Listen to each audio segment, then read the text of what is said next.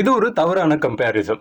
இங்க நடந்த பொலிட்டிக்கலையும் தமிழ்நாட்டில் இப்ப நடந்த பொலிட்டிக்கலையும் நிறைய பேர் நேற்று சோஷியல் மீடியாவில் ஷேர் பண்ணிட்டு இருந்தாங்க. இப்படி நீங்க கம்பேரிசன் பண்ணுவீங்கன்னா I will be explain the right comparison. முதல்ல ஸ்ரீலங்காவில் இப்ப ஆட்சி மாற்றம் தேவைப்பட்டுச்சுன்னு பாத்தீங்கன்னா மைத்திரிபால சிறிசேனா அவர்களோட ஆட்சியில். ஏன்னா அப்ப நடந்த குண்டுவெடிப்பு, கலவரங்கள், இந்த பிரச்சனைகளுக்கு மத்தியில மக்கள் இந்த ஆட்சி எனக்கு வேணாம், மைத்திரியோட ஆட்சியில இருந்து ஒரு மறுமலர்ச்சி வேணும் அப்படின்னு ஆசைப்பட்டாங்க. இப்ப தமிழ்நாட்டில் ஸ்டாலினோட ஆட்சி எங்களுக்கு வேணாம், ஆட்சி மாற்றம் வேணும் அப்படின்னு மக்கள் ஆசைப்பட்டாங்க.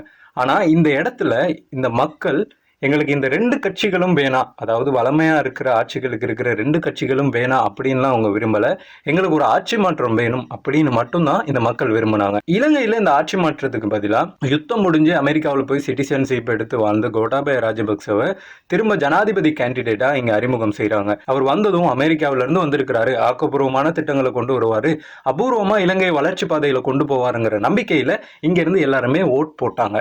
இதே மாதிரி தான் இப்ப தமிழ்நாட்டில் நாட்டை பத்தி எந்த அடிப்படை புரிதலும் இல்லாம விஜய் அரசியல் வந்திருக்கிறாரு, அவரை மக்கள் சிஎம் ஆக்கி இருக்கிறாங்க அப்படின்னு நான் சொல்லல, அவங்க மீடியாஸ் தான் சொல்றாங்க. அப்போ தமிழ்நாட்டில் நடந்த இந்த அரசியல் மாற்றம் இங்க கோட்டாபய ராஜபக்ச வந்தார் இல்லையா, அந்த அரசியல் மாற்றத்துக்கு தான் ஈக்குவல் ஆனது. அனுருகுமார திசாநாயக் அவர்கள் நம்மளோட அதிமீதுக்கு ஜனாதிபதி, அவரை வந்து இவங்களுக்கு ஏன் கம்பேர் பண்ணக்கூடாதுன்னு சொன்னா, கோட்டாபய ராஜபக்ச ஆட்சியில இங்க வந்து பெரிய பொருளாதார நெருக்கடி ஒன்று இருந்துச்சு. எந்த பக்கம் பார்த்தாலும் பிரச்சனை, அரிசி இல்லைங்கிறாங்க, பெட்ரோல் இல்லைங்கிறாங்க, டீசல் இல்லைங்கிறாங்க, கேஸ் இல்லைங்கிறாங்க, அவ்வளோ பிரச்சனைகள். விவசாயம் பண்ண முடியலை, எதுவுமே பண்ண முடியலை, எக்ஸ்போர்ட் இம்போர்ட் எல்லாமே முடக்கி போயிட்டு நாடே ஒரு நாடே கதிகலங்கி போய் நின்றுச்சு அவரோட ஆட்சியில். அந்த நேரத்தில் மாணவர்களால் ஒரு புரட்சி ஆரம்பிக்கப்படுது இந்த ஆட்சிக்கு எதிராக. அந்த புரட்சி கொஞ்சம் கொஞ்சமாக வளர்ச்சி அடைஞ்சு ஒரு நாள் இந்த போராட்டமும் புரட்சியும் மேலோங்கி ஜனாதிபதியோட செயலகம், அவரோட மாளிகை அதெல்லாம் கைப்பற்றி கிட்டத்தட்ட 2 கிழமை கிட்ட அது எல்லாமே மாணவர்களோட கட்டுப்பாட்டில் தான் இருந்துச்சு.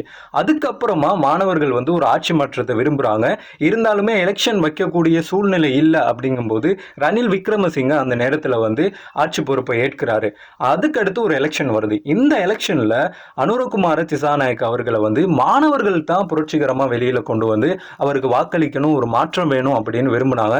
இந்த நேரம் தான் நம்ம மக்கள் வந்து எந்த பழைய கட்சியுமே வேணாம் அப்படிங்கிற ஒரு மனநிலையில இருந்தாங்க. அதே மாதிரி அனுரகுமார திசாநாயக்கவும் ஐக்கிய தேசிய கட்சியா இருந்தாலும் ஸ்ரீலங்கா பொதுஜன பெரமுன அந்த கட்சிகள்ல இருந்து எந்த ஒரு கேண்டிடேட்டையும் தங்களோட கூட்டணியில வச்சுக்கல, தனித்து நின்னாங்க, தனித்து பெரும்பான்மை எடுத்தாங்க, பெரும்பான்மை எடுத்து தங்களோட ஆட்சியை நிறுவனாங்க. இதுதான் இலங்கையில நடந்த ஆட்சி மாற்றம். இந்த ஆட்சி மாற்றத்துக்கும் தமிழகத்தில் இப்ப நடந்த ஆட்சி மாற்றத்துக்கும் நிறைய வித்தியாசம் இருக்கு. இப்போ நீங்க ஏகேடியையும் தமிழக வெற்றி கழக தலைவர் விஜயையும் கம்பேர் பண்றது எந்த ஒரு விதத்திலையும் ஒத்து போகாது. இது ஃபேக்ட்.